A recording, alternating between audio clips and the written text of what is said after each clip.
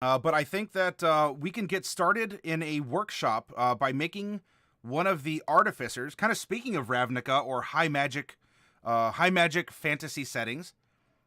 Rizovo says it would be dope to see how a character is made. Well, Rizovo, we're gonna do that right now. Now, the way that we make characters is not going to be the way that the player's handbook instructs you. Doesn't mean that we're going to teach you a bad thing or that the player's handbook is bad or inefficient. The way that we construct characters on the channel is done through random rolls and opening ourselves up to improvisation based on the numbers that we get on our rolls. Now, if you're going to sit down with your friends or family and play D&D at your dinner table, you might say, well, instead of doing a bunch of random stuff, I know that I want to play a dwarven wizard. Specifically, I want to be a dwarven necromancer. And that's fine.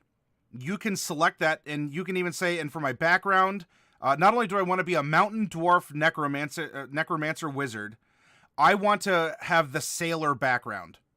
And that's fine. In this edition of D&D, your character sits on a stool of three legs, and you need 3 to have a stable stool. Your race, your class, and your background.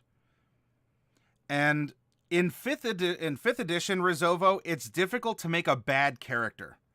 It really is. And so if there's a comic book character, something from movies, you have your own original character in mind from like a project you've always been working on, put it to work. Make that character come alive. You don't have to have an elven wizard with plus, increase in intelligence playing a wizard with the sage background. Can you? Yes, absolutely you may. Do you have to have a good wizard? Absolutely not. Azrael, don't worry about it. It's all part of the fun. It's all part of who we are and what we do. It's not it's not a derailment. I very much enjoy doing that with you all. And if any of you do want to adopt a mini, that's fine. It might have to wait until we come to a break time, but I'll be happy to pop boxes with you all and explore it. Because you know what? I get excited by it too. Because I love seeing what's inside. My mind races about the stories you can tell from the figures that you open up. Some of the words confuse you. I'm getting lost in the sauce. So Rizovo, if something is not making sense, you may absolutely call it out and ask, what does this mean? And then myself, or Emmy and so many other people here will help you. Rizovo, if you're on our Discord, you may see that we have a mentor network also. So if you have questions on role-playing or rules or whatever, not only can we help you in this workshop, on our Discord, there are people who have volunteered to step up and be mentors and in order to be able to give you advice. But you're not interrupting the show if you have a question. This show is meant for that sort of stuff. Magni the Mythmaster. Ooh, that's a fun one to say. Magni the Mythmaster. Thank you very much for that follow. I know the graphic hasn't shown up yet, but I see it in chat here. The names of the characters? Well, like, a name is a name. You can call your character, whatever you want. Unless you're talking about, well, what's a dwarf or an elf or a dragonborn? And we'll get to that when we're making our character. So Rizovo, if you have a question about what we're doing, call it out, and myself or others in chat will answer it. And what I want you to do, in fact, Rizovo, I don't want you to feel over your head, but what I'd like to do is almost present this to you. And by the time we finish with this character, I would love your feedback, right? You're new to D&D, you're new to character creation, and I want to make sure that you are coming out with an understanding of what D&D is by the character creation. I'm not looking to load you up with a bunch of rules or what we call crunch. Rules are crunch. Storytelling, backstory, roleplay, that's what we call fluff. So you're learning some vocab, crunch and fluff. So if you have questions, ask them. But I want you to just kind of sit back, open up your imagination, and Rizovo, I may ask you for input on something, and I would like your particular input. Is there necessarily a bad answer? No, because we're going to take this one step at a time and build a character. Now, this week, we're going outside of the core rulebook. I'm not saying that because I think that it's going to go over your head. I want you to know that you don't always have to draw on several sources to build a character. 98% of the time, we only use one book. This week, hey, well, if you want to learn how to swim, you got to jump in the water, and congratulations, this week, it's kind of the medium to deepish end. But don't let that taint your perspective of what we're going to do here, okay? All right, so we're making Artificers. Artificers recently had a supplement put out called Unearthed Arcana. Wizards once a month puts out some playtest rules. They're not official, but they offer them written in an official capacity for people to experiment with and play, and give them feedback. In fact, you can take a survey on their website. You can download this for free and have fun with it. Oh yeah, core rulebook and infinite cool characters with one book. Other supplements, can add to that. But I don't want you to feel overwhelmed. So the class that we're going to be building tonight is an Artificer out of this Unearthed Arcana supplement, this playtest. So we already know that we don't need to go to the Player's Handbook, which is the core rulebook for most anything that you're going to do in D&D as a player. And as a DM, a Dungeon Master, the person running the game, it's a good chunk of what you need to reference also. So we already know that we're making an Artificer. Normally, on this channel, we would roll for a random class. But because we're going to challenge ourselves this week and explore this new one, I wanted to make a couple different Artificers and find out, where they come from. What do they do? How do they operate? Let's have some fun with them.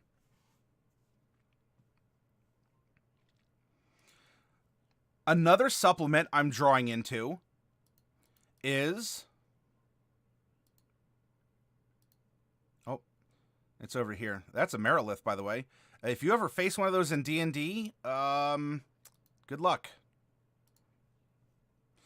Another Unearthed Arcana had rules of the ships in the sea. And because I wanted to thematically make a special forces unit of these Artificers. People who create magic items, they're kind of, if you've seen Full Metal Alchemist, Brotherhood, something along those lines. Very, kind of militarized alchemists, or these artillerists, which create turrets, and they have defensive and offensive maneuvers. Think kind of like Machinist from Final Fantasy. The alchemist is like the chemist from Tactics. Pneumatica offered, and I thought that was a good one. Yes, Rizovo, yes. In a way. But Emmy, I'll let you answer that question here. So yesterday, we made, of our 5-person crew, like our special forces team, we made the cook, which is, kind of a support in the group, and we made the surgeon, so like the medic of the group, right? So tonight, we're going to make the quartermaster and the bosun. Now, in an army, are they called bosuns? Or botswains? Are they called bosuns? No. But, again, we're using this as a template because I want to focus on pretending if we are sitting down, Rizovo, if it's you and me sitting down, Emmy, Azrael, and oh, by the way, Azrael, I did see that about your first ed, cognitive dissonance, Dwarven Wizard. And Volvo. Volvo's the next name I see up here. The 5 of us are sitting down making characters, so we're kind of pretending if we're sitting down making these characters to play, what kind of conversations would we have? What kind of personalities would we develop as players? All right? So the Quartermaster. This is the basic role that we are going to be filling.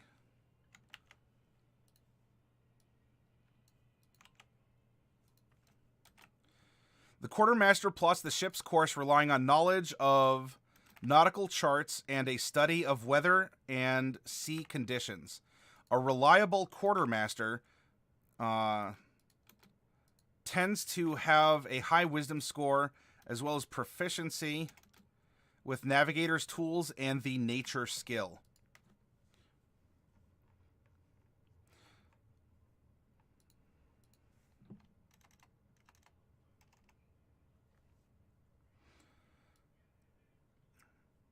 All right, the nature skill we're going to fill in here. We're going to have proficiency, meaning that we're going to be better at recalling the facts of nature better than other fields of study. Identifying trees, identifying animals, the weather, the seasons, patterns, that kind of a thing. Whereas survival is more like, you may not be able to identify the animal, but you can track it and hunt it. Knowledge nature might tell you where you could find it, but won't necessarily give you the skills to take it down. So there's that, and navigator's tools.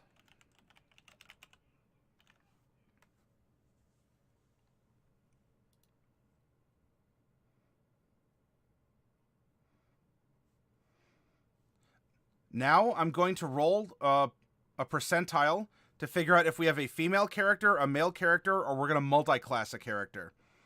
Again, Rizovo, you don't have to randomly roll everything about your character. If you have it set in your mind that you want to play a female tiefling, cleric of the war domain, you can just choose to do so. But when we're doing these exercises to challenge ourselves to think creatively and impulsively or to improvise, by leaving more things open for random, it challenges us to say, how could a person like this exist in a world? All right, so let's roll it. 93. Ooh, we're making a multi-class character who's going to be an Artificer something and another class of something. Very interesting. I was hoping to have at least one, and here it is. Artificer, and we'll choose our Artificer, and then we're going to be a class of some other kind. Let's roll percentile, and 9, we have a female. Now I'm going to decide if we're going to get a standard race out of the player's handbook, or should we take a monstrous race, something a little bit more uncommon. Our first two characters were monstrous races, a full-blooded orc and a Yuan-Ti pureblood, who each had very interesting and compelling stories. In fact, Rizovo, I'd urge you to watch the VOD from last night also, to supplement what you're seeing here on tonight's channel. The party needs a kobold? Well, we could end up with one. If I roll an 11 through 20, that will take us to Volo's guide for the races. If I roll a 1 through 10, we're sticking to the player's handbook.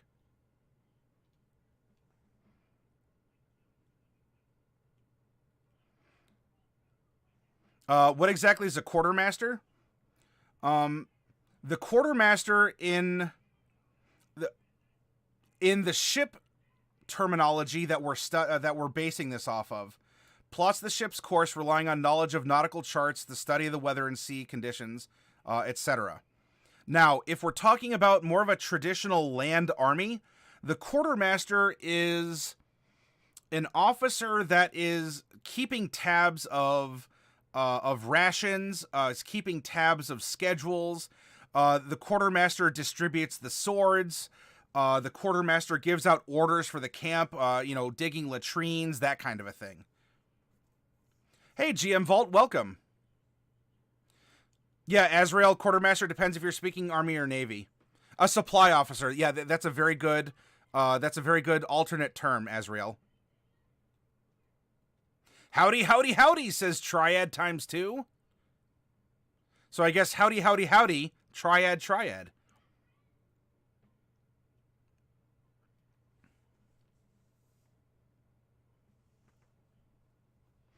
Okay, so we don't need this anymore.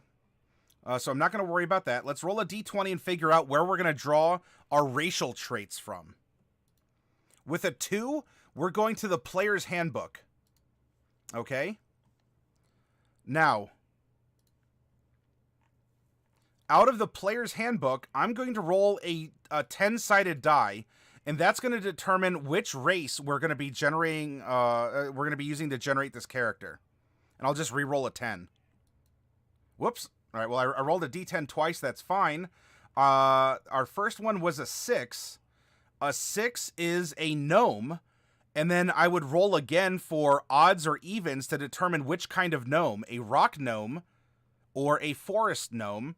And that other D10 click was a 7. It's odd. So we are going to make a rock gnome, multi-class artificer, something else. Female rock gnome. Now we're going to roll the character's alignment. The character's alignment is how you express yourself.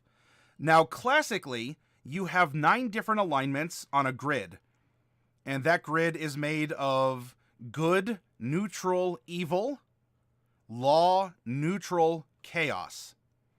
If you want to look at it in another fashion, think of it as, are you selfless? You're concerned with yourself for the benefit of others, like you've taken care of yourself before others, or are you selfish where everything flows to you? So instead of good, neutral, evil, selfless, neutral, selfish. Law, neutral, chaos is more like orderly, neutral, or impulsive. Are you an impulsive person? You might be more of a chaotic alignment, right? This is how you express yourself. In this case, again, you could normally choose it. We're going to subject it to randomization. We rolled a 50 and a 12. So we are lawful neutral. So we are orderly, but we take care of the things that we need to take care of first. Once we do that, we'll be more likely to go outside of our way to help other people or address other situations. Okay, now for the exercise, we're making all our artificers at level 14. It's a little bit arbitrary. It's a high enough level. We get a lot of toys to play with. It's low enough that I still want us to think about, I want us to use our imaginations. Where would these characters go? This squad of artificers go on an adventure, and what could they grow into from there? Now, as I personally allow feats, though it is not a guaranteed thing in Dungeons & Dragons, feats are a way to specialize your character.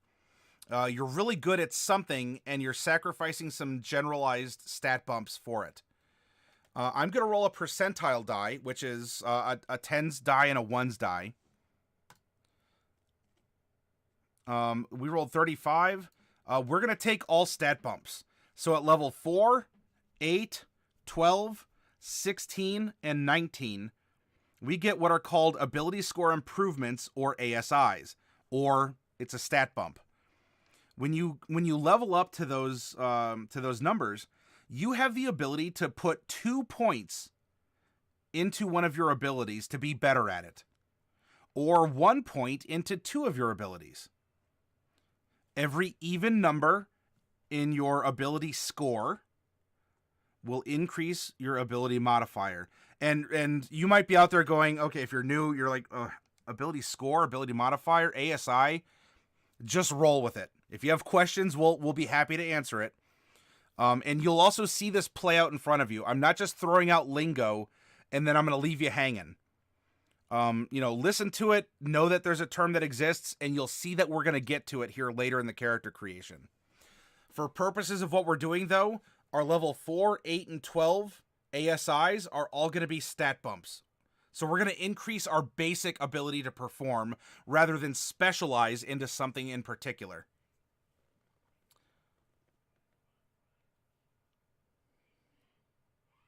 Night all, I'm falling asleep, sitting up, so I should probably go to bed. Daily, have an awesome night. And out with the daily, in with the civil hermit. Welcome. Is Misfit TV here too? Oh yeah, there's Misfit TV with a heart. You're thinking about the next character being a gnome, Emmy. Oh, that's creepy. Well, we're generating it. Made one of these artificers on my own as an exercise recently. Found the Artillerist could be a pretty effective way to work around sunlight sensitivity. Using what, Civil Hermit? What's with the redacted material? I didn't think the player's handbook was classified, asks Azrael. Coffee Cat is still here from Lurk. Triad says that would be a good supply officer type, all about keeping track of the supplies first. I think I only play good characters. I don't think Mordecai is an exception. It can be refreshing, Trustaflumph. And Azrael's going on an adventure. So for all of you out there, you can go on adventures too, using the chat commands you can find down below the screen here.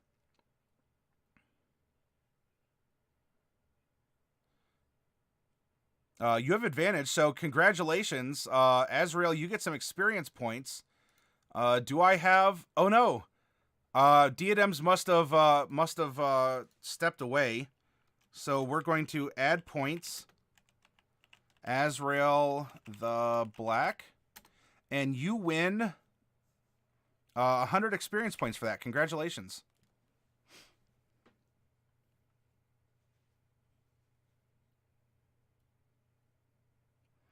Because it's the minion attacking, not the Artificer, no need to worry about disadvantage for offensive capabilities. Oh, all right.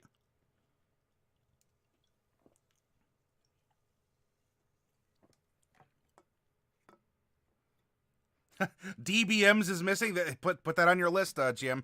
He was here. He might have been called back to work or whatnot. Okay. Now, let's determine which background our character has. And our background, Rezovo, your background is something you did before you became an adventurer. It could have been a hobby. It could have been your first job. It could have been some skill set that you learned that gives you, job skills. It gives you exposure to the world in a way that just being a wizard wouldn't. You might be a wizard now, but did you muck out the stables as a kid? Were you like a stable boy? Did you grow up in a posh noble's household before you became a barbarian? Maybe you're rebelling against your family, and you wanted to strike out into the world, and so you could be a noble barbarian. Nothing wrong with that.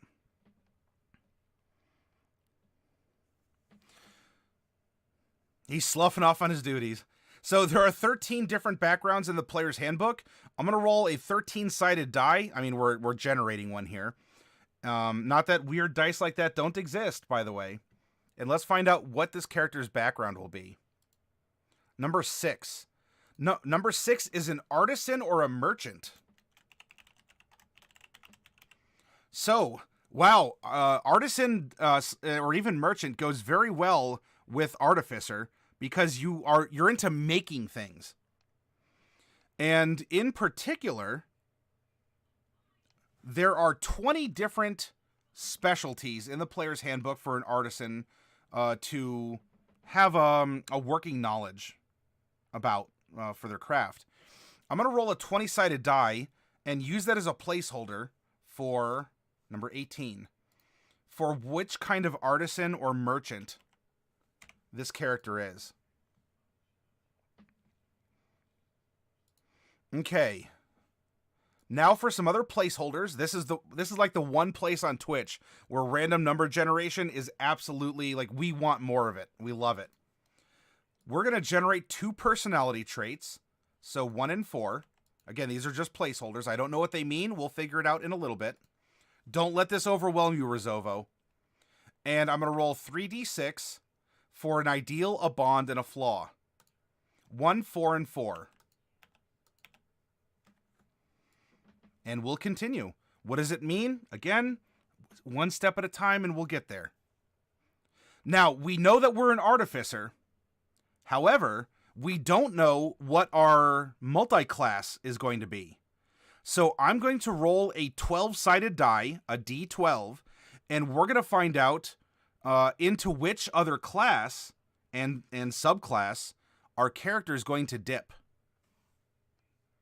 Yeah, Rezovo, I know this is a lot. In this phase of how we make characters, it can seem to be going quickly, and I'm throwing out a bunch of terms. if you lose a term, call it out and ask about it, or don't worry, we're going to address it. We're just looking for some placeholders on our character sheet. We're going to build the character like heart and soul, not just cold math and mechanics. We're going to build our character here coming up shortly. One piece at a time. Nice, Azrael.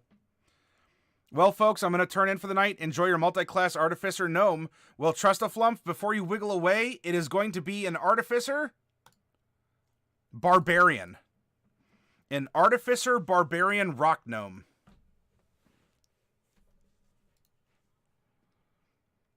So I'm going to do this for short. I'm going to go ART and BAR.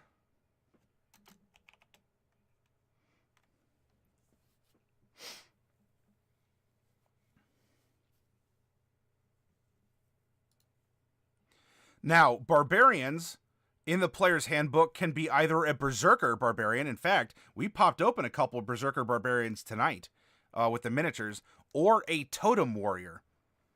And I'm going to roll the 12-sided die again, and we're just going to go odds it's Berserker, evens it's Totem Warrior. Odds, a Berserker.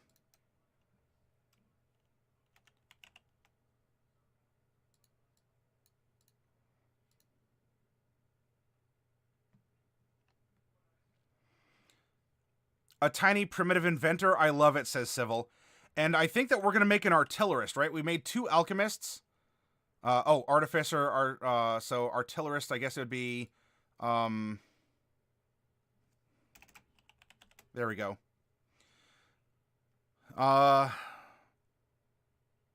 Berserker barbs are fun. Yes, they are, Blood Deuce.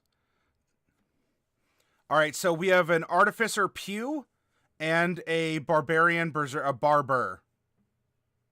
A nerd with a temper.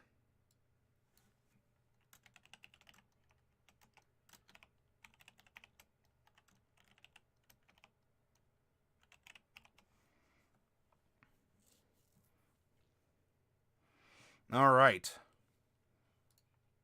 And now let's, as we're pulling some aspects out of the ether, we're trying to make this character in our minds. Let's give her some physical stats. Gnomes start out at 2 feet 11 inches tall. We're going to add 2d4 inches to her height. We're going to add 4 inches. So she is 3 feet 11 inches, or I'm sorry, not 3 feet 11. She is going to be 3 feet 3 inches tall. So if you like short stacks, there you go, everyone. We're going to take this same 4 that we rolled for her height mod, multiply it by her weight mod, which is 1, and we're going to add 4 pounds to her base weight of 35. And so we have a 39-pound, 3'3" gnome.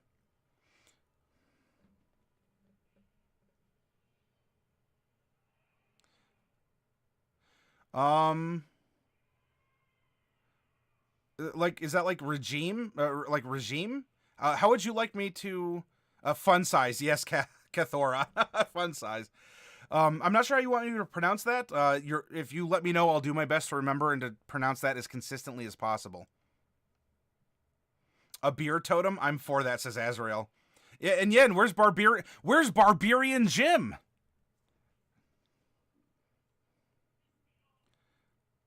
How's she going to fight on the battlefield? Ah, Rizovo.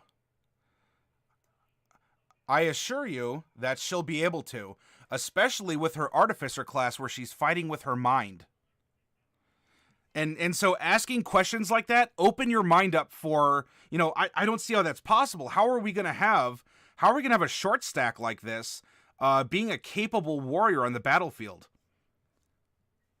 Keep that question in mind and you're going to get an answer to it.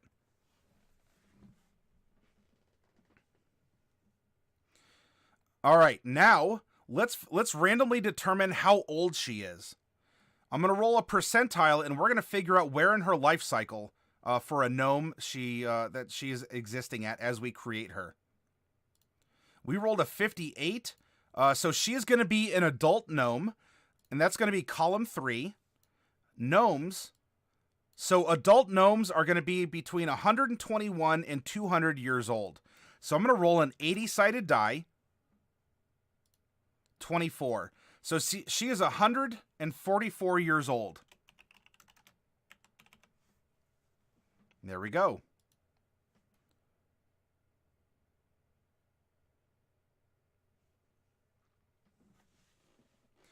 Rage does it can interfere. It can interfere. Although an interesting question for this coffee cat is, I don't believe we have to concentrate on.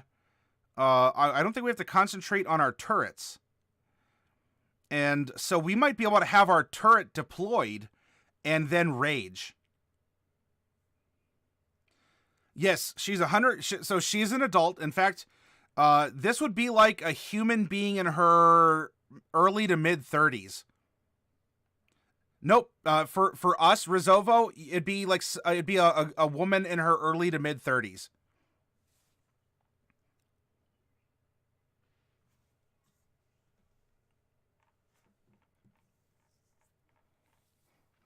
Okay, so now we have on our sheet.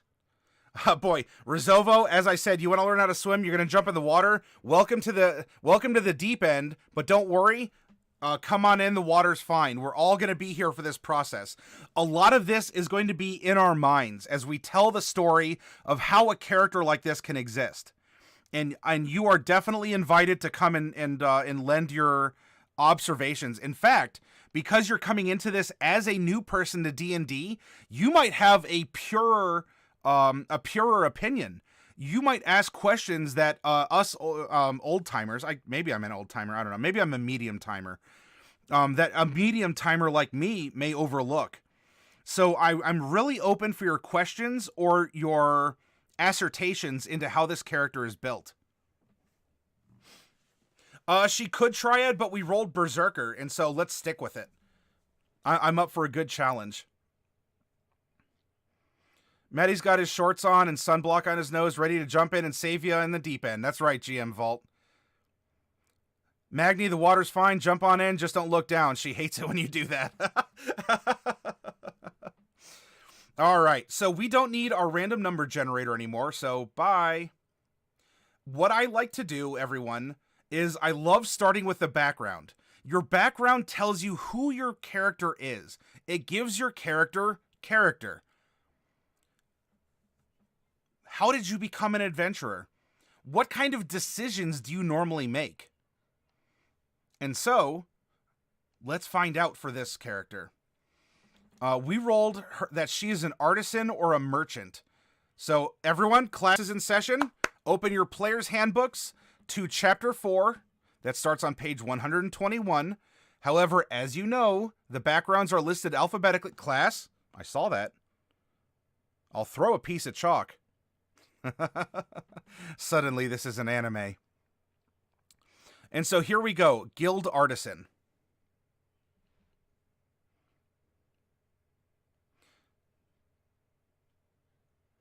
Azrael.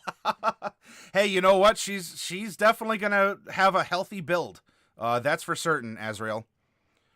All right, so you are a member of an artisans guild, skilled in a particular field and closely associated with other artisans.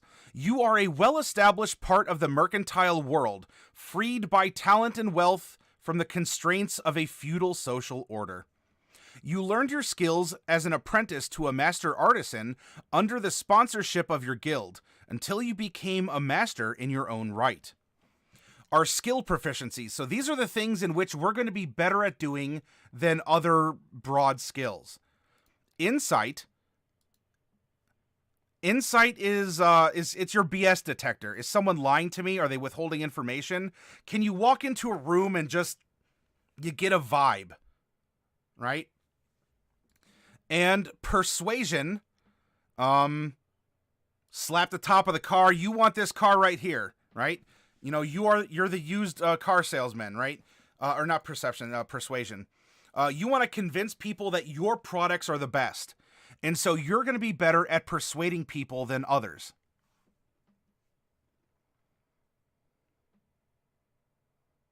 I don't have that book. D&D is for nerds, says GM Vault.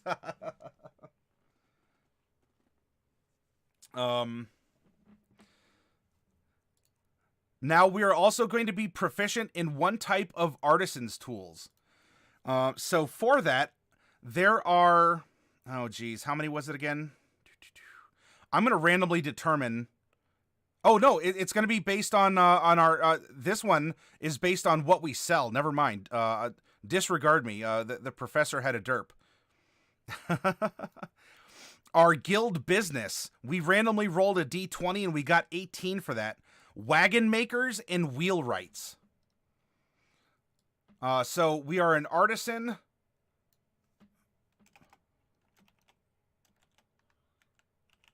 We're a wagon maker.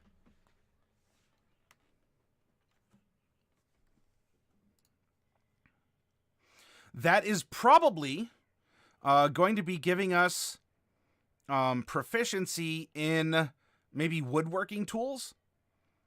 Actually, we can go back to equipment for this. Some other things might be... Let's see. I'm sorry, carpenter's tools. Possibly leatherworking. Possibly smith's tools to make those special components for your wagon. Or even weavers or wood carvers tools. So maybe what we could do is go. Let's give her carpenter's tools as a proficiency. So we're good with navigator's tools, so we can get around more easily. We can read the stars and maps and all that. Carpenter's tools as well.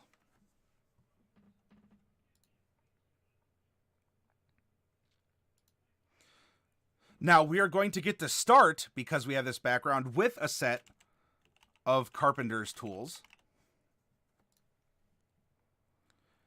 We're going to get a letter of introduction from our guild.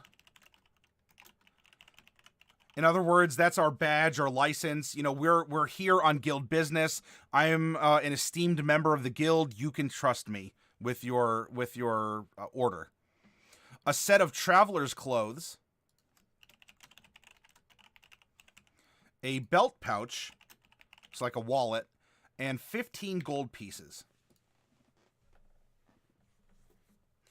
Now, we get what's called a feature. This is something that your background is going to open up to you to make role-playing more fun and interesting and to really hook you into the story. This one that you get is called Guild Membership. And what this means is you carry some economic and political clout. You can walk into places and they might recognize you for being an accomplished wagon wright or a wheelwright. You might be able to talk with other merchants guilds that are not your own, but they recognize you as another guild member. This one can be very powerful in a role-playing sense, and it can be used to make some pretty decent money. Coffee cat, clout. Well, that Gnome Mini we opened tonight kind of had that pimp hat, now that I think about it, so... it had like a cowboy hat, right? Spinning rims on wagon wheels, maybe hydraulics, and a magic horn playing that Mexican polka music.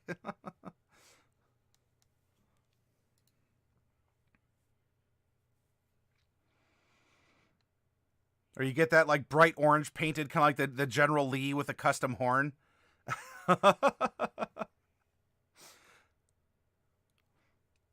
You know, your donkeys are a little extra gassy for that high exhaust. Yeah, or something like La Cucaracha.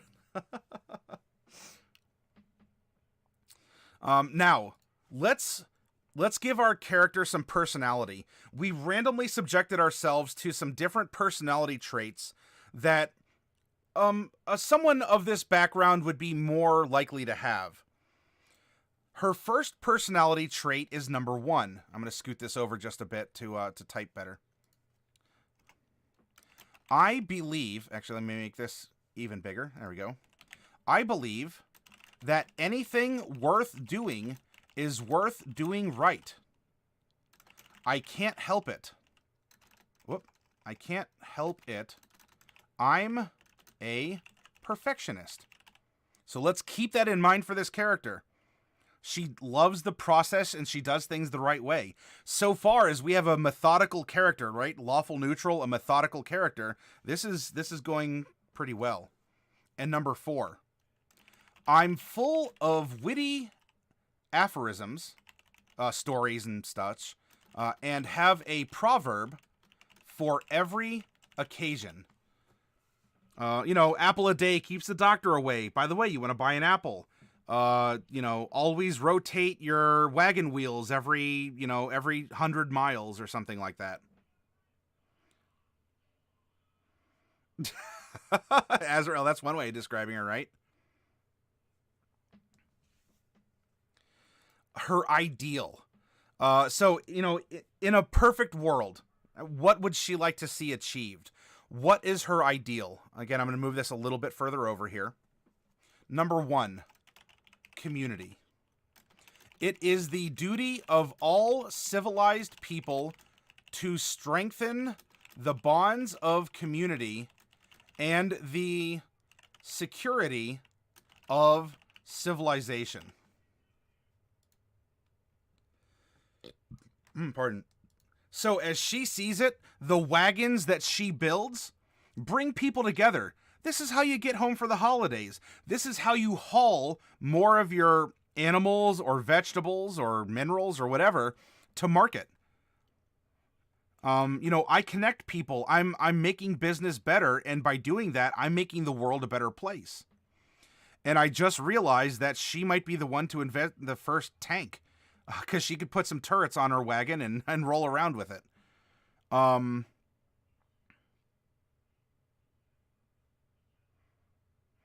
Misfit, chat is extra spicy tonight. I'm digging chat. It's been a really good night, Misfit. Now, her bond. This is what connects her to something in the game world. This is it to a person, a place, a thing. This is a way for her to... oh, you know what? Hang on. What were my 3 rolls for that? I deleted the number. It was 4. That's right. It was 144. Her bond in this case is, I pursue wealth, to secure someone's love. Oh my. So now, by simply saying that she loves another person in this world, we've created an NPC or a non-player character. We've created someone else in this world. And we've also given her drive and purpose. She wants to make wagons and wheels and sell them because she is trying to earn enough money to maybe for a dowry to marry someone. Maybe she's trying to earn enough money to prove to another wagon maker that, you know what, I'm a girl, but I can do it. In fact, I'll outdo you. I'll sell even more. And you're going to marry up if you marry me. And she gets that kind of, attitude. That's perfectly fine. She wants to pick up chicks in cars. There you go, Emmy.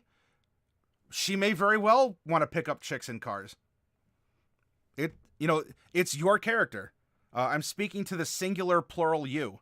I'm speaking to everyone, but I'm speaking to you. You want her to pick up chicks? You want her to try and impress a man? You want her to, I don't know. She has a crush on a kobold. There you go. That we don't want no scrub. That's right. She makes it very difficult to hang out of the side, or the passenger side of her best friend's ride, trying to holler at her. Get your mind out of the gutter. Oh. So maybe she invents then a little like crane game where it picks up little baby chickens and puts them in the back of the cart. So is the character who built that sweet wagon you painted a couple weeks ago? Oh, Azrael, I like it. I like connecting that kind of stuff. That very well could be. Maybe on another break I can get up and grab it and show you all what that wagon is. The claw, yeah. Plus, you could use that in a lot of other fun instances, like in combat or even out of it. Now, her flaw, because we are all flawed creatures, and if you don't think you have a flaw, that's your flaw. Hers is number 4. I'm never satisfied with what I have. I always want more. She likes it. She loves it. She wants some more of it. With that, I presume that her blue jeans are painted on and she enjoys... Oh, thank you. Yeah, I'll be able to bust those open here in just a little bit. And I will make sure to add that. I'll add that to the Keep the Change is going to the March goal for me saving up some money to go to TwitchCon in September. So if you want 2, that would be that'll be $4 going into the fund. So thank you very much for that. And I'm going to be holding this money like physically to the side so I don't spend it. It's going to go into into like a separate account. And then when it comes time to, to put the money where the tickets are, it'll be there. So thank you very much. TwitchCon's going to be in not San Antonio, San Diego, California.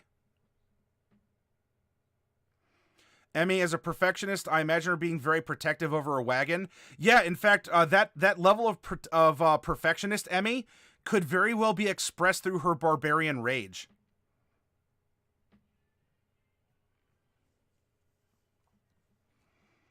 All right, so we now have the premise of a character. Rezovo, have you been able to follow along? Can you imagine a little gnome character with this kind of a personality, right? She's a hard-working woman. She's there. She does carpentry. She builds wagons. She makes these great wheels. She wipes the sweat off of her brow. She loves a nice, cold mug of raspberry lemonade. And she's a perfectionist, especially to a fault. And all the while she works hard because she wants to try and impress someone, so that, maybe she can settle down and get married. Or maybe she can just join forces with another successful mercantile guild. And, so it's a marriage out, not necessarily out of love, but it could be a marriage out of necessity. Or it could be a marriage of convenience. It could be a shotgun wedding. Who knows? Right? Have you ever considered that, playing a character that could be pregnant or is pregnant? How would that affect your gameplay? Right? Would it? Would you play a little bit more reserved? Would you just go all like mama bear and just like absolutely protect the kid that you're carrying? There's nothing in what we rolled that says that that's an option, but there's also nothing that we rolled that says that that can't be the case. We've received indicators, and now we just let our imagination flow. Hardworking gnome trying to find a pimp. If that's the character in your mind, Rezovo, I don't know if you want her to go and find some sexual gratification, maybe through another guild merchant, then that could very well be the case. Maybe she is a little lusty, maybe she's a little earthy, and she's not afraid of, she's got it, she'll indulge, and there you go. Well, there's a great supplement out from Anne Gregerson for playing a pregnant character. It also has great stuff for playing a child character. Oh, that's very interesting, Misfit.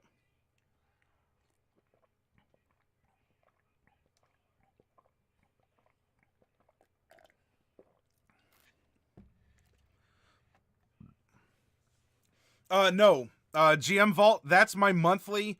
So TwitchCon is 6 months out. And every month, I'd like to try and raise $200 to go towards that. Will I? I don't know. If I do, that will certainly help take a lot of the sting out of my airfare and my hotel rates.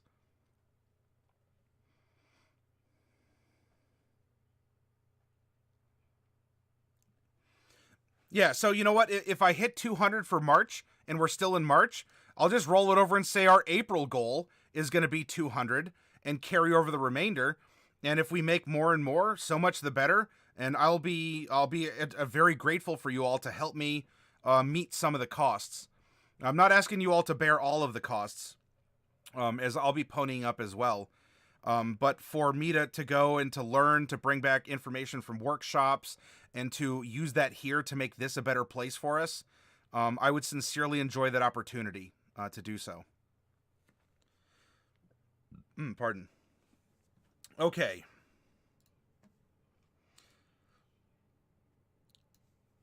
So this is our background. Stream just lagged for you?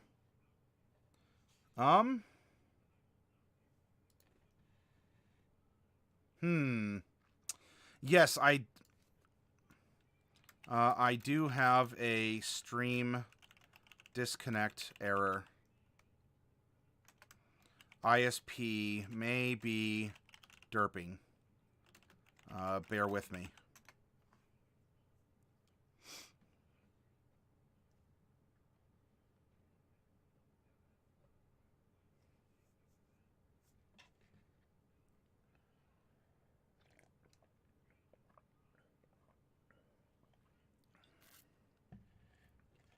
Okay, I think I'm back. Am I back, everyone?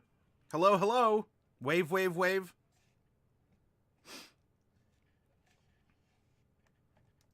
I hope that whatever bubble passed has passed. I'm not seeing an error message any longer. And we're back. All right. Awesome. It must have been on Twitch. I can see my modem from here, and my modem didn't drop any of its lights. So I wonder if something derped out on Twitch's end. I imagine we're a little bit past 2. Well, I don't know if it was Critical Role ending that could have caused a derp out. I don't know. Maybe a bunch of people leaving at once created a weird kind of void or something. Oh, it ended 40 minutes ago. Gotcha. Oh, and that's when you joined. All right, gotcha. All right, well, let's get back to it. So yeah, Rezovo, we have the character's character. Have we talked about any of the minutia, the details of the class? Have we talked about numbers? No.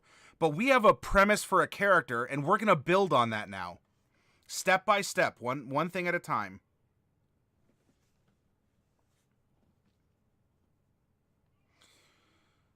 Let's take a look next at what abilities are going to shape us by virtue of being a gnome. Okay? Gnome traits, your intelligence score increases by 2. So we're going to put a 2 here as a placeholder for later. Actually, this is going to be very good for an Artificer because they cast off of intelligence. Our walking speed is 25 feet. And so half of that rounded is going to be a swim and a climb of 12 and a 0 fly speed. We do get dark vision, so we can see in grayscale out to 60 feet in front of us if there's no light. If there's dim light, we can see in that 60-foot radius around us as if it were still brightly lit. So we have kind of like that reflective, like cat eye thing going on with our retinas. Now, we get an ability called Gnome Cunning. We have advantage on all intelligence, wisdom, and charisma saving throws against magic. Advantage means we, instead of rolling 1d20, we get to roll 2d20 and keep the highest result.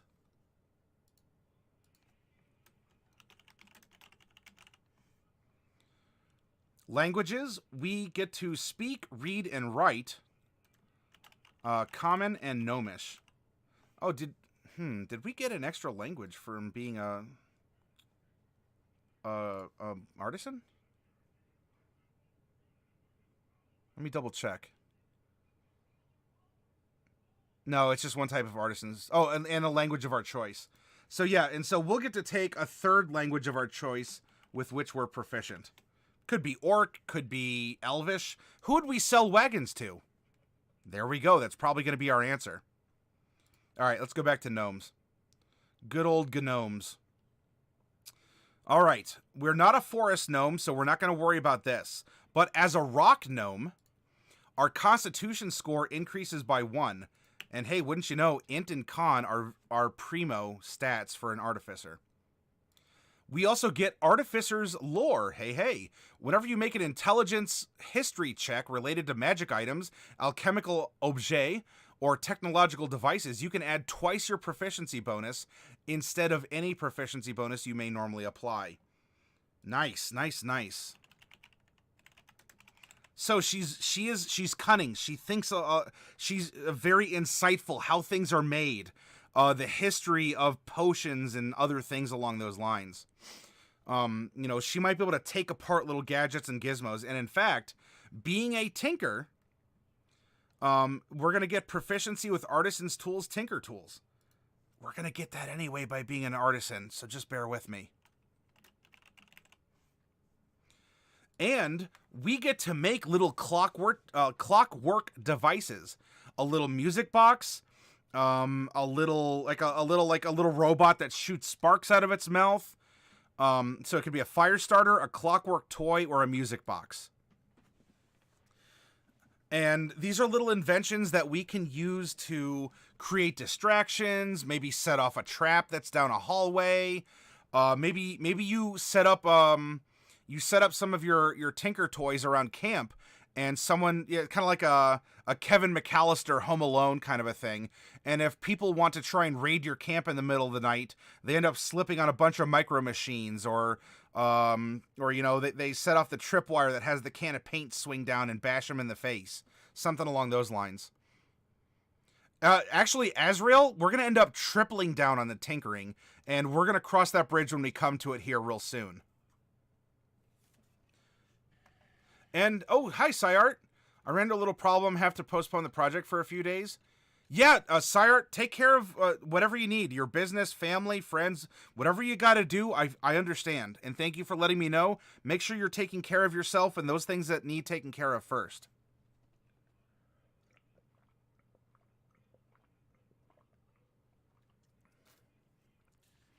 Oh, Agatha Heterodyne. She's the inventor from, Phil and Katja Foglio illustrate that comic. Why am I derping out? Girl Genius? Am I correct in that, Azrael? Oh, yeah, Emmy, that's a good one. It is Girl Genius? Okay.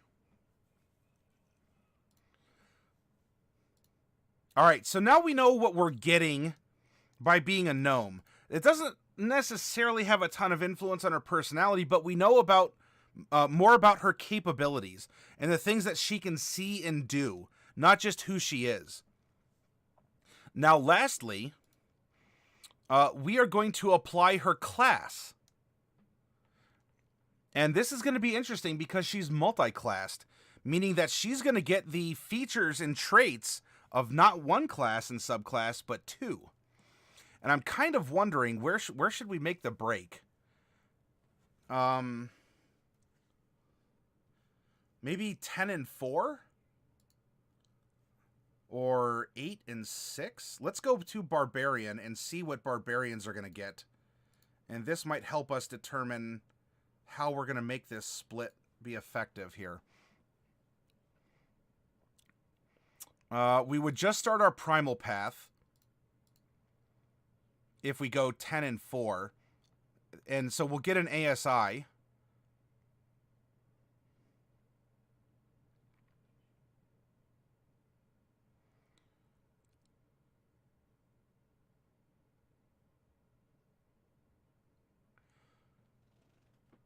If we go 8 and 6 could be interesting. What do we get at level 8? And an ASI, and we do get a specialist feature.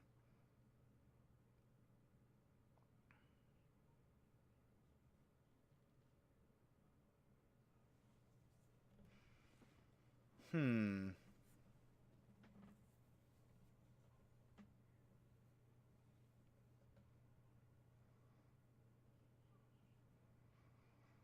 kind of thinking she's splitting this earthy nature, right?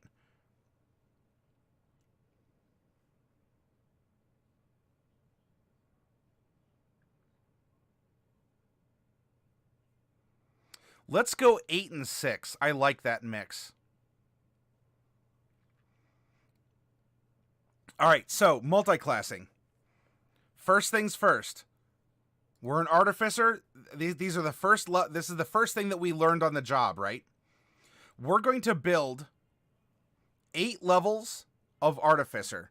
Then we're going to add 6 levels of barbarian. Now, if you're playing this character at home, you could go 1 and 1, 1 and 1, 1 and 1, and so forth. You don't have to stack it like this, but because we're projecting this character out already to level 14, we're just going to give her 8 levels of artificer and then 6 levels of barbarian. Yes. Rizovo, you're tired. Appreciate the help on getting to learn. Yeah, I will be streaming more, Rizovo. Feel free to take a look at last night's characters are going to be a little bit more simple to follow, I believe. You can watch tonight's VOD, and you can come back tomorrow and we will continue. Thank you so much. Especially as a first-timer, this can seem overwhelming. You did an awesome job sticking around, and I like it when people have open minds like that. And Emmy, yeah, it should be in a pinned message.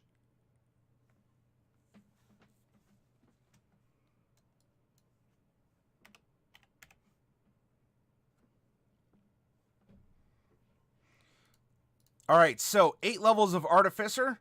This is what we're looking at. Ultimately, because your proficiency is off of your character level, our proficiency is going to be +5. However, as we're just sticking to this as our cap, we are going to know 5 infusions. 1, 2, 3, 4, 5. And then we're going to get, let's see, level 2, level 2, level 2, level 4, and level 7.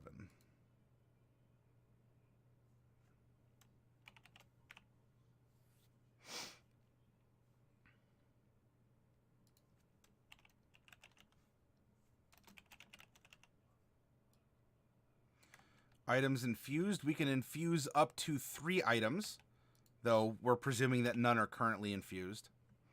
And we know 2 cantrips, 1 and 2.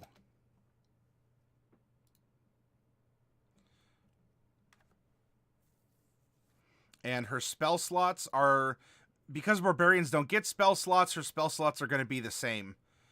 She is a 14th level character, but she's only an 8th level artificer. So she's only going to have 4 first level spell slots and 3 second levels.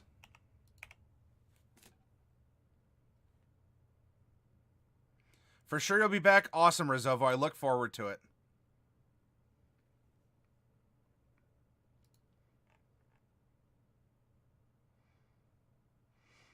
All right.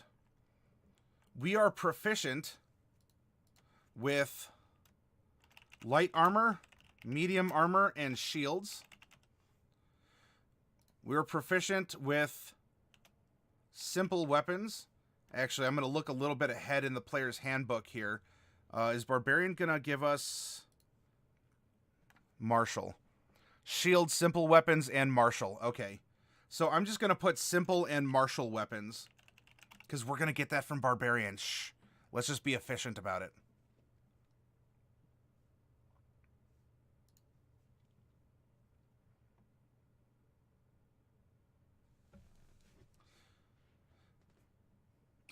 Which sheets are you looking for, Misfit?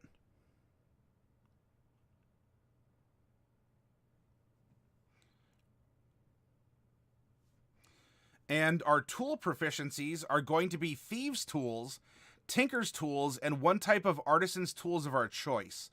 Now, what we can do here, and this is going to require a conversation with your DM. We're getting Tinker Tool proficiency from being a rock gnome. And, actually, are we going to end up with, I think we're going to end up with some expertise in those as well.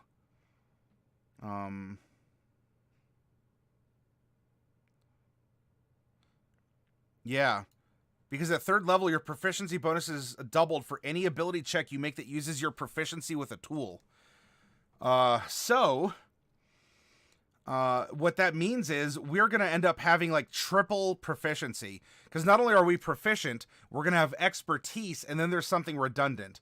You might be able to talk to your DM and say, look, I'm already going to get Tinker Tool proficiency from my class, and in fact, I'm going to get expertise. Would you allow me to take another kind of tool, artisan tool, in its place? And your DM might hardline it and say, nope, I'm sorry, Dems to berries, and just suck it up, and there it is.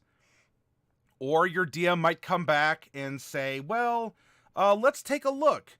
What other kind of artisan's tools are there that you might be able to use?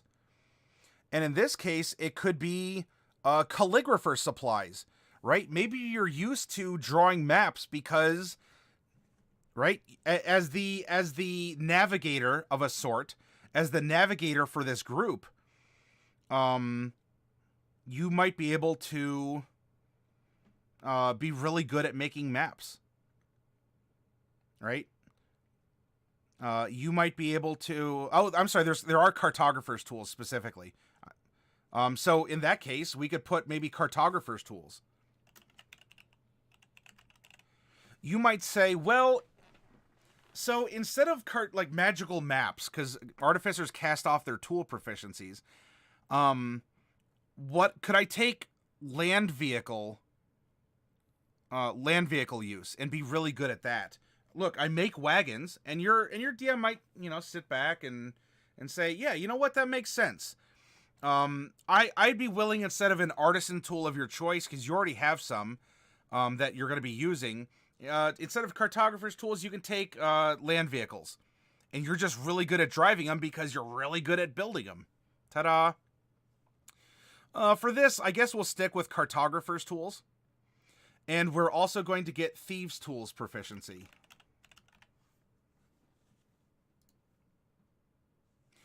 Our saving throws our proficiencies are going to be intelligence and constitution. Now we're going to get to choose 2 skills. All right, I'm kind of hanging out here, right? I'm just sitting back. This is the relaxation hour. This is Matty Morgs after 2 a.m. The bar's closed. You don't have to go home, but you can't stay here. Actually, you can stay here a while longer. We're still building a character. Oop. Okay. Choose 2 from Arcana, History, Investigation, Medicine, Nature, Perception, or Sleight of Hand. So let's take a look at her personality again. What would she be particularly adept at using or doing here? I believe anything worth doing is worth doing right. I'm a perfectionist. I'm full of witty aphorisms, and I have a proverb for every occasion. That kind of sounds like history. Community, it's the duty of all civilized people to strengthen the bonds of community and the security of civilization. Could again be more history. I pursue wealth to secure someone's love. I'm never satisfied with what I have. I always want more. And she's a navigator. I would say perception and history would be 2 strong candidates for skills that she would have be proficient. Misfit agrees, apparently. D&D After Hours with Maddie. That's right. We can let our hair down, put on our velvet smoking jackets and fezzes. We grab our pipe that blows bubbles and get comfy. Yeah, and I hope that guide works very well for you, Emmy. Them wavelengths with Maddie. Yeah, we're... Ooh.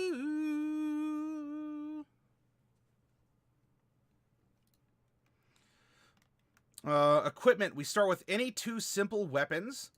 So she'd probably start with a light hammer, right? She builds. She's good with hammers. Now, technically at level 1, we don't have our martial proficiency, so remember that. We have our artificer proficiencies. Now, later on by level 14, are you going to have your starting weapons? Probably not. This is a good reminder, though, of what she might take instead. So she might take a light hammer. Definitely a light crossbow is a part of the package here. I'm off to bed. Good night. Also, Maddie, feel free to send my Mad Mage minis whenever it's convenient. Okay, Coffee. Yeah, I'll get them all packed up and I'll bring them down to the store tomorrow. I have a unique way. I start with subclasses and try to come up with a story for that subclass. Then match a race to it.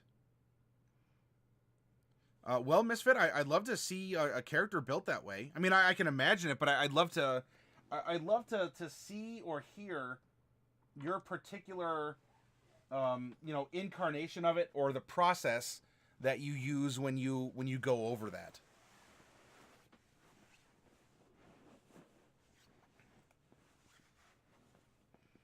Investigation might be eye for detail.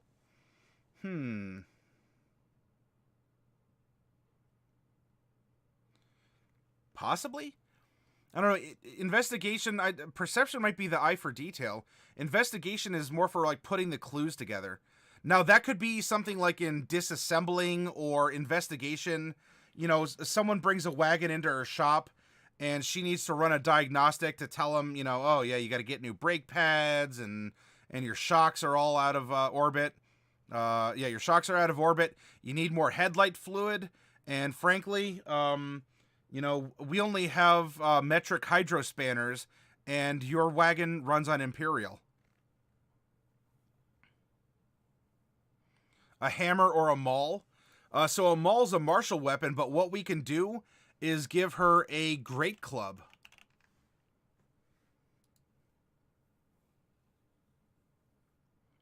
Yeah, there is civil, and I completely get what you're going for with that. I completely get it. Would it somehow insult me if we changed it from perception to investigation? No. You could entertain both very well. I guess the tiebreaker for perception is if she's good at navigating, she would need to be able to look around to the horizon, to the skies to see the weather, in order to be able to translate over to make maps and that kind of a thing. So perception was more of a tiebreaker deal in that regard because of the function she carries on this military team. Yeah, she gets the martial from there, but the starting weapons are level 1 as an artificer, and artificers only have simple weapon proficiency. Now, later on in the other 13 levels we're piling on top of her, I'm sure that she'll learn how to use a maul very quickly. In fact, again, you could layer it, go Artificer, Barbarian, and build from there if you're playing through with this kind of a character at your own tabletop sessions.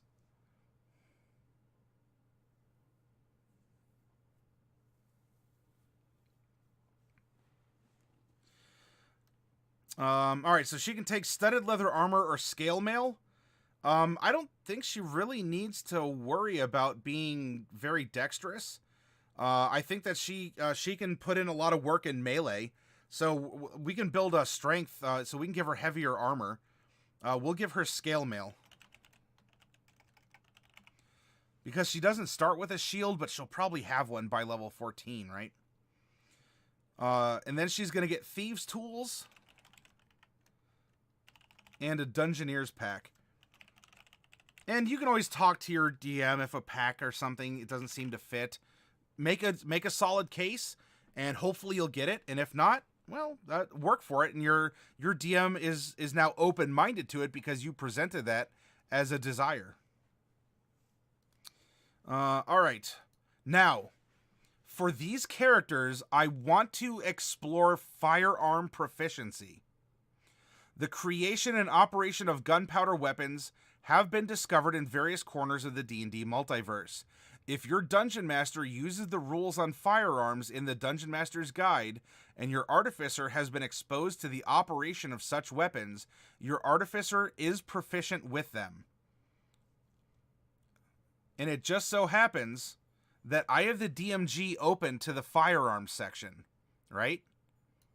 Renaissance, black powder weapons, or even going to futuristic. Okay? And so, because she's this tinkerer, maybe especially as a gnome, or she can mount it on her wagon, maybe she is proficient, and instead of a light crossbow, we can instead give her a musket. Maybe we want to give her a revolver, right? Maybe a hunting rifle, something along those lines. So she can have martial weapons, as she can when she goes over into Barbarian, the Barbarian multiclass. However, she can take firearm proficiency, which is its own kind of thing, at level 1 if firearms exist. And I think a character like this, we can open that up as an option. Make her a long-range marksman. Hey, for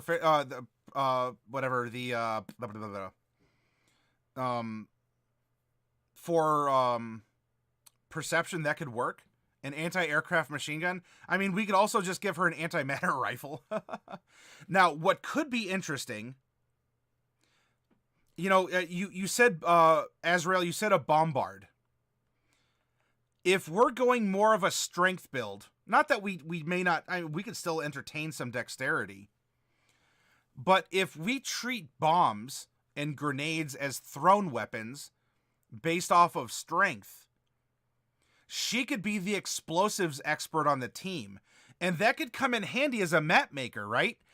Something's in the way, blow the boulder up so you can continue down the path. And so our next character might be the rifle user, might be good old Deadeye, whatever. And so we might be able to take this black powder proficiency, and, you know, not that she can't shoot a gun, she might be able to, but maybe she can throw, especially with rage. She can throw that stick of dynamite. She can throw that keg of gunpowder, and so she's a grenadier, right? Say hello to my little friend. Bombard is a medieval cannon. Oh, okay, so in that sense. Yeah, so maybe she mounts it to her wagon. Or something along those lines.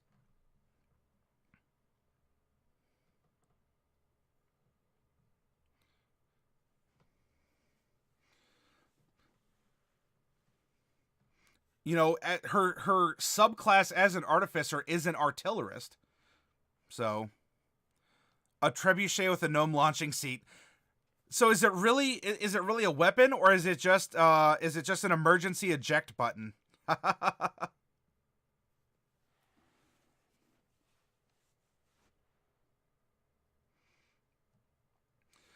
So we'll put simple martial and firearms, and in particular, maybe explosions?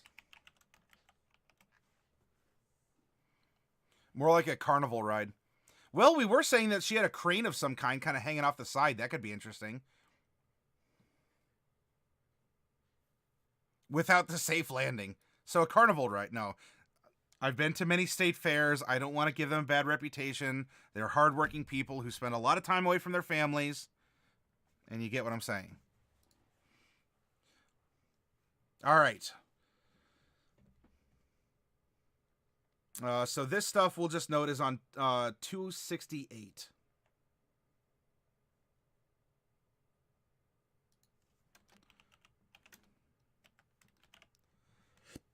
Pardon me. Okay. No, I don't want to break that out. Go back. At level 1, we get magical tinkering. Magical tinkering replicates several cantrips, kind of. And it's a way that, especially if we're raging, the magical effects that we make through it are permanent until we make them not permanent. And so these could be reminders to herself, notes, smells, sounds, you know, a lot of things that might be about prestidigitation, about thaumaturgy. So you get these 4 different things that you can do to a number of objects equal to your intelligence modifier. We don't have that yet because that's one of the last things we drop in are magical considerations, and those are built off of the stats. And I'm not worried about her stats just yet. Spell casting, we are a half caster, but we do get rituals, so that's nice. And bada boom, there's our cantrips first, and we will get access to some second level spells. At second level, we're going to get several infusions, and as you can see, we're taking ultimately 8 levels of Artificer, and so we'll get to learn 5. We're not going to look at what those are just yet. They're going to act like Warlock invocations. They're things that you're just good at infusing into mundane items to make them magic. Armor, shields, weapons. You can make wondrous items like an alchemical jug, that kind of a thing. We're going to get tool expertise. So congratulations now. Besides the navigator's tools, as those aren't artisan tools, we now have expertise. So twice our proficiency with carpenter's tools, tinker tools, cartographer tools, and thieves tools. We're going to get 2 ASIs off of our 8 levels of Artificer. We'll end up with our 3rd off of Barbarian. Arcane armament. We get to make a second attack as long as it's with a magical item.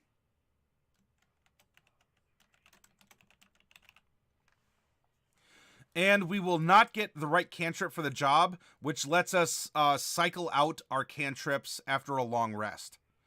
Similar to how we would cast our spells.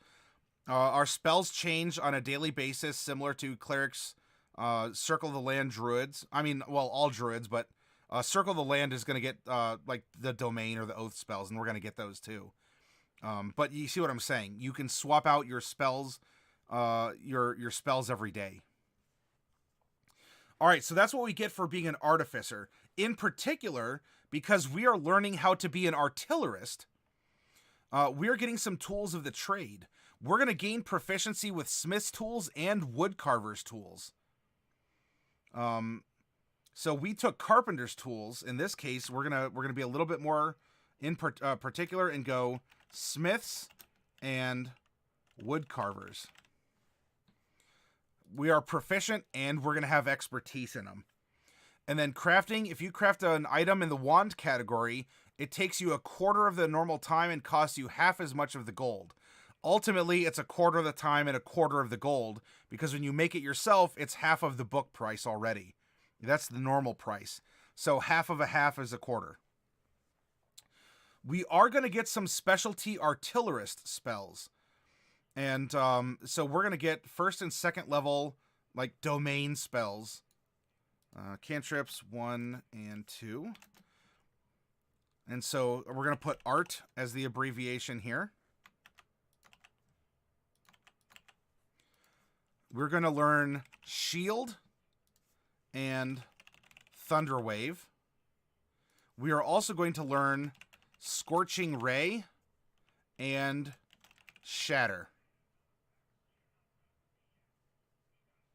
And how many slots did we have? 4 and 3. There we go.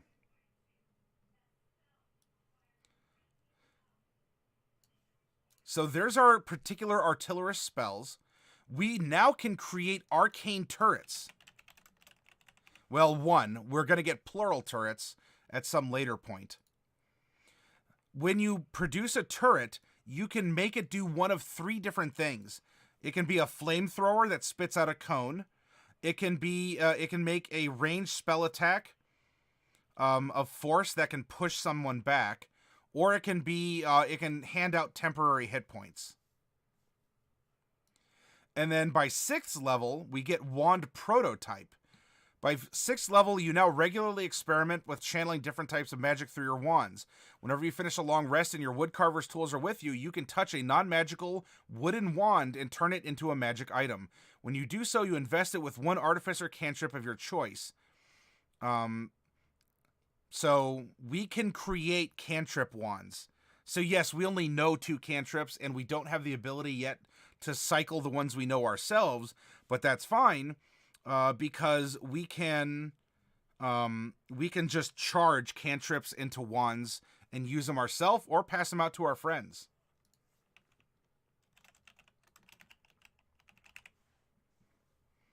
You know, something breaks, here's a wand of mending. Bink, bink, bink. Okay, wagon's repaired. Good job. I wouldn't trust you to handle my wagon anyway. It's my magic, my wagon. You're using my magic in my wagon. Bada boom. Forget about it. There it is. Big bada boom. Very first cannon shot oversized arrows with explosive tips. Or it has a barrel of gunpowder under the carriage with a spigot, so you can drive around dropping lines of gunpowder on the battlefield. Oh, that's great, Misfit. You can make a set of rock gnome twins. One is the explosive expert, the other's a marksman. Well, we'll see. We'll randomly roll it. Everyone's afraid of the claw. The claw. The claw's gonna get you, Azrael.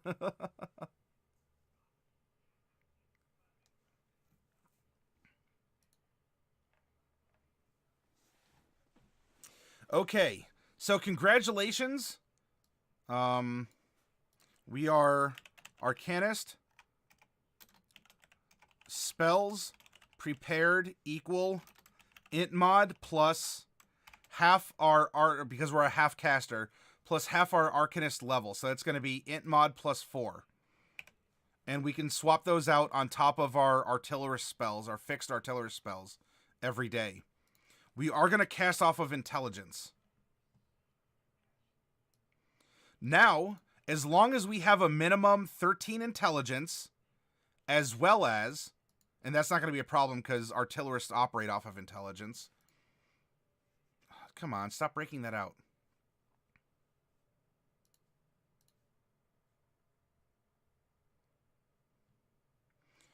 To become a barbarian, we need to also have a minimum strength of 13. Oh no, whatever shall we do? She's going to be int and strength and con anyway, right? And so we have a very interesting build here. So as long as our scores meet that, we're going to multi-class. We've already taken care of our proficiencies that we gain. And all we need to do now is worry about our barbarian stuff. So let's go back to barbarian and find out what a barbarian gets. In this case, that was 8 levels of a D8 hit die, and now we're adding 6 levels of a D12 barbarian. And I'll show you what that does to hit points here in just a little bit. We do not get the proficiencies because that has already been replaced. And we do not get the starting equipment. We will, however, get some rage. So this is going to be Artificer class. Barbarian class. We are going to know how to rage, and that's going to give us some bonus damage. As well as some other things, by the way. It's a long list. I don't want to go through the minutia every time we make a barbarian. Definitely read it because rage is the thing for you as a barbarian. We can take a quick look, though, for making 6 levels of that. We can rage 4 times a day with +2 damage. 4 times a day, +2 damage. We get unarmored defense, meaning if we're not wearing any armor, our AC equals 10 plus dex plus con. I kind of imagine that she's going to be an armored barbarian, though.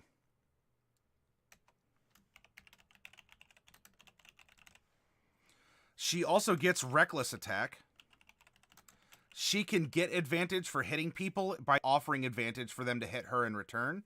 She's also getting danger sense. Ooh, especially for an explosives expert, this works out really well. You have advantage on dex saving throws against effects you can see, such as traps and spells. And you can definitely see them with a good perception. We'll get to our primal path in just a second. Now, extra attack, I'll show you what happens with Artificer in that. We are going to get fast movement at level 5. And our speed's going to increase 10 feet, giving us a 35.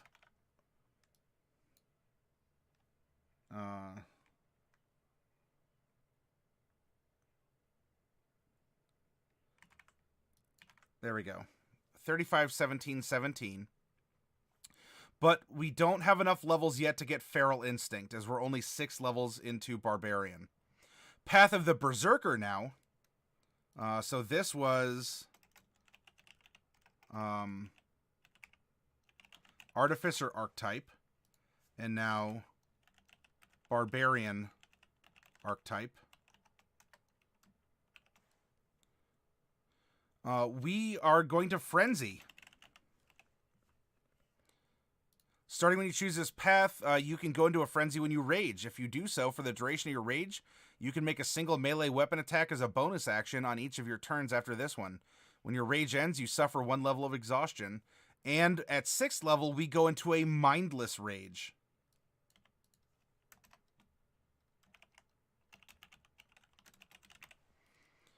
We cannot be charmed or frightened while we're raging, which is good. I mean, we're already getting advantages on spells anyway, on saves because of our Gnomish Cunning. And the fact that we also now get it on Dex and on Con, we don't get advantage, but we're good on Con. This is a super solid character. But the Batezu's in the minutiae, as they do say back in Get Ye Flask times. It very much is the devil's in the details.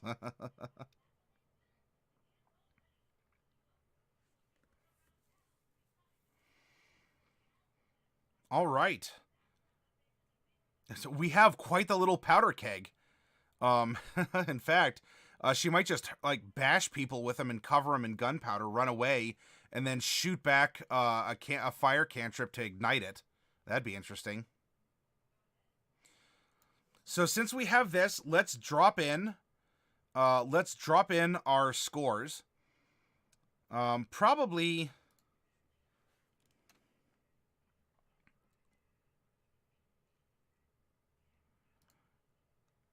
15,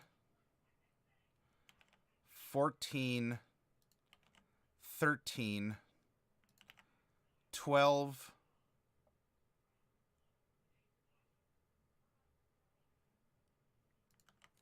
10. No. 12 and charisma. I mean, she's good at persuading, but maybe not a whole lot else. If you want a different stat spread, hey, offer one up. I'm still thinking about swapping Ellie and making her more dex-based than strength. Maybe we'll see. But I definitely think that this is going to be a good... that this is going to be a good start. Tiny Tina? What do you mean by Tiny Tina? I'm not getting the reference. If we do this, and then we get 6 points to add on top, because our level 4, our level 8, and then our other level 4 from our other class, we get ASIs off of that. That's going to give her a 16 intelligence, a 14 con, and now we can add a little bit more to it here. I'm kind of thinking, let's bring her intelligence up by 2. Let's bring her strength up by... honestly, she can make her strength high with a magic item. She can make herself some gauntlets of ogre strength. Ooh, I kind of wonder if she does that and she takes that infusion first. When do you get to do that? What level do you have to be?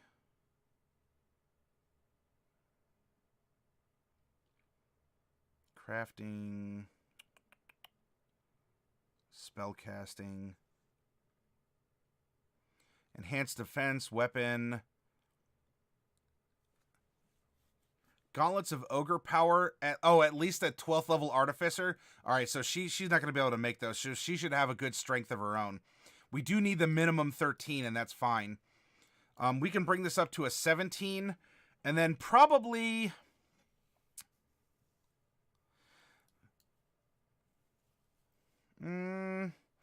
Dexterity could be useful for defense, but I don't know. Maybe we'll just give her more hit points. So she can weather attacks while she's casting better. She'll just be a big hit point. She'll get a lot more hit points. I think that could make her a lot more menacing. So we might just go 16 Constitution instead. I'd be inclined to go point buy and have 8s for Int and Wiz with all of the implied mad. Oh yeah, I was going to say not Int and Wiz. She needs intelligence. And yeah, if you want to do point buy, I use standard array because it's easy. You throw the numbers in, it's consistent. But Civil Hermit, if you have a DM that would let you do point buy, you could very well just drop. You could drop Wisdom and Charisma, I guess, more easily in that instance. So if we stick with this, Tiny Tina's a psychopath, explosive, obsessed child in Borderlands. Oh, okay.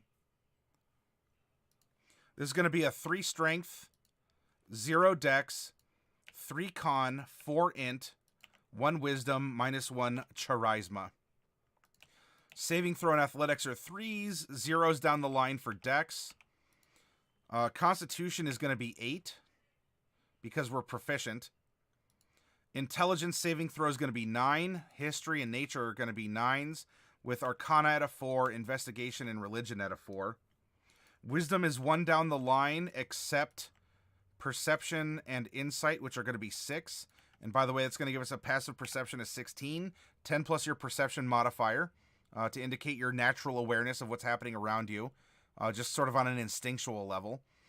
And persuasion is going to be at a 4. Everything else is going to be at a -1 in the charisma category.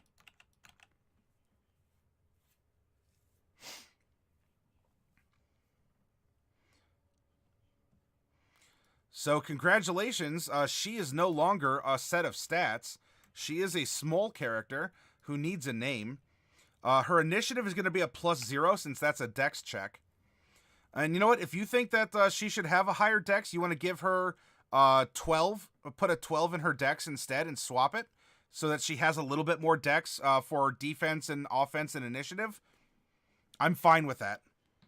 This is conceptual, like we're moving at kind of a brisk pace, but I hope that we're unlocking our imaginations and we're getting a fun idea for who this character is in some capacity. Hit points are going to be interesting. At first level, she's going to get all 8 of her Artificer hit points. Then for her remaining 7 levels of her 8, she gets half plus 1 of her hit points. Which is, D8, half of 8 is 4, plus 1 is 5. For Barbarian, your first level in Barbarian doesn't count as your first character level. So for all 6 of her levels of Barbarian, half plus 1 of her D12, or 7. Then for all her levels in all her classes, so 14, times her Constitution modifier of 3. And so this is how we're going to calculate how many hit points our character has here. So this is going to be 42. That's just off the bonus. This is going to be 35. And 6 times 7 is another 42. So we have 84. Plus 8 is 92. That's going to be 127 hit points at level 14.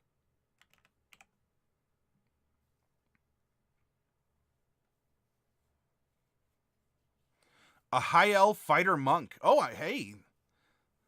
So the chart's working out for you, Emmy. Decided on subclasses? Yes, we're going to be the Artillerist. She's an Artillerist Artificer. And the Berserk Barbarian.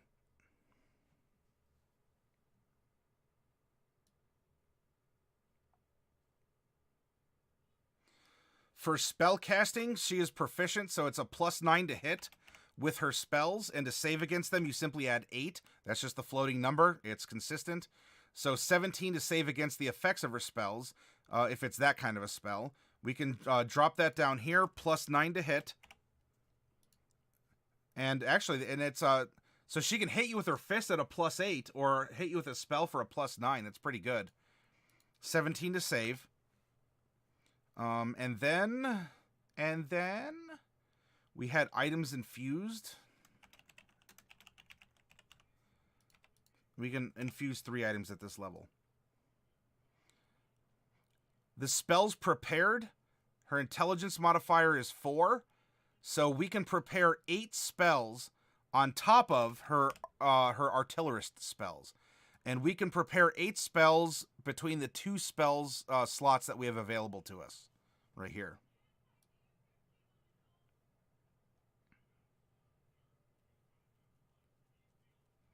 Champion and weigh the 4 elements. I hope that you're having fun creatively thinking about this character and building him or her one step at a time. Now, I want to see something here for the artillerist and the turret.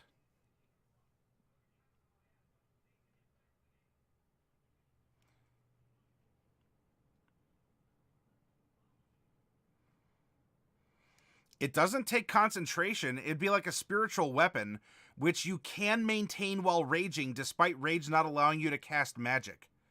So if she sets up her turret beforehand, she can then rage and rush into combat and have the turret sort of fight from a distance beside her, quote unquote.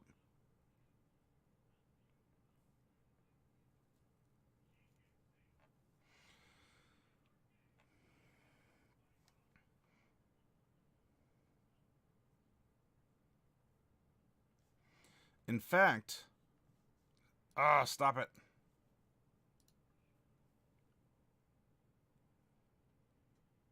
If you're able to cast spells, you can't cast them or concentrate on them while raging. So you can't actively cast or concentrate, but if you already have some effects that are going, a concentration will end, but something that just requires a command like spiritual weapon, or in this case the turret, you can maintain, it would seem.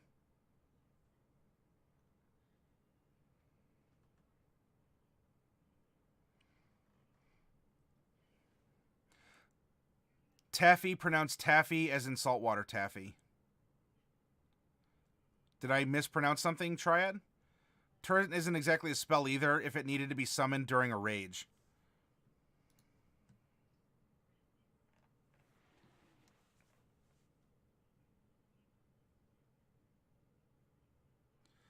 It does say magically summon. So I don't know if you would be able to summon them in rage, but you could summon them before enraging, I'd say.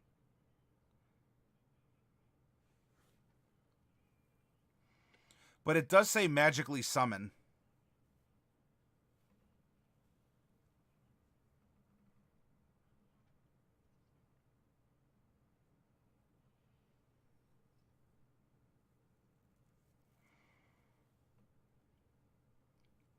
You know what's nice if we make her more of the explosives person? Because you can command your turrets to explode, if you wish. As an action, you command your turret to detonate.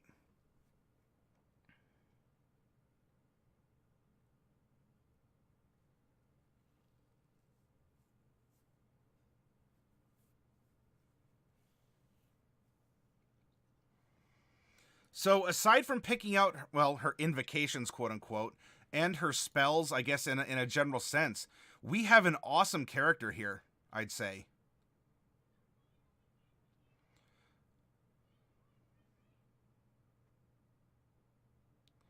I love the multi-class. The way that that it worked with a rock gnome is excellent. She's an inventor, a hard-working woman. She's very clever, very strong. And you know what? If she gets hit, so what? She has turrets to give her temps. She has a high con, and even without a big dexterity, she has a very decent armor class with medium armor and a shield. If she went like, I don't know, Warhammer, shield, and half plate armor, and then of course you could magically enhance your defenses on top of that. That's still really good. Hey Technotron, welcome.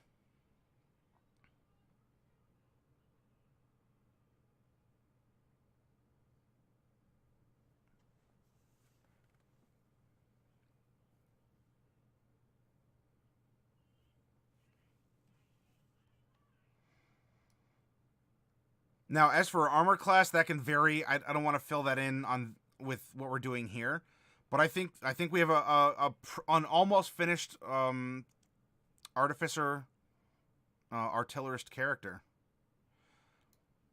She is, and oh, by the way, this was the Quartermaster, and so where this could be seen in a military group, if we take a look at the soldier background, that can help give us some different ranks or positions.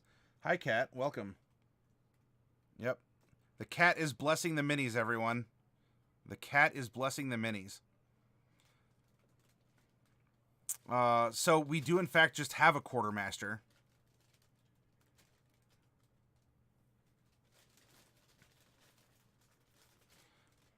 Could possibly be a scout if we really wanted to. Because she does move ahead, she can plant explosives, that kind of a thing. So Artisan, Wagonmaker, and so this is going to be like, or we can just make her Quartermaster. All the supplies are in the wagon. She controls what goes in and out of the wagon. Bada boom, there we go.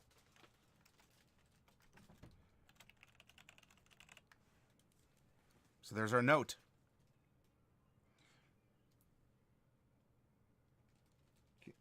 Oh, now they're both up here. What are you both doing? You're not going to fight on the table, are you? No, you're just investigating D&D boxes? All right, that'll work. Okay, let's take a little bit of a break.